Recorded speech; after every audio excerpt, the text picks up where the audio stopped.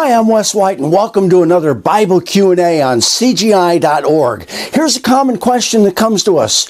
How important is it that I attend church services every Sabbath day?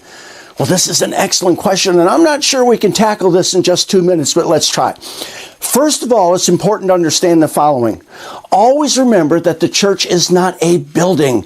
The church is the body of believers, so technically you don't go to church because you are the church. What you do is you go to Sabbath worship services on the seventh day. The second thing, it's important to understand the following. Assembling with God's people on the Sabbath day is not optional. Assembling with God's people is something that we've got to do. This is made very clear in Leviticus 23, verses 3 and 4. These verses tell us that the weekly Sabbath day, just like the annual high days, is a holy convocation or a commanded assembly. And in the New Testament, Hebrews 10:25 tells us not to forsake the assembly of ourselves together. Now, let's acknowledge that a lot of people don't live near other believers, so it's simply not possible to attend Sabbath services on a regular basis.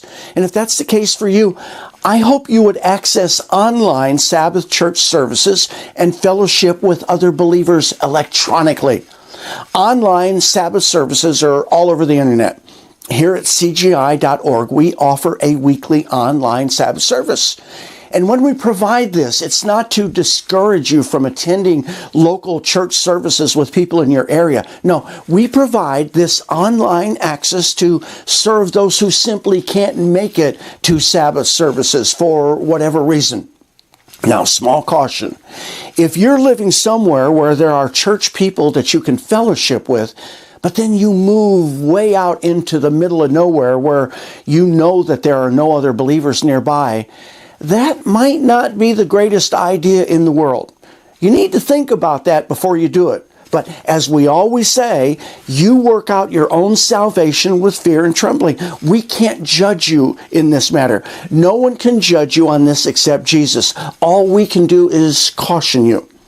And let me give you another caution. Suppose you're in your late 20s or early 30s and you've got kids and you've got friends your age and these friends also have kids. Suppose your little clique of friends decides to fellowship every Sabbath, just your little group.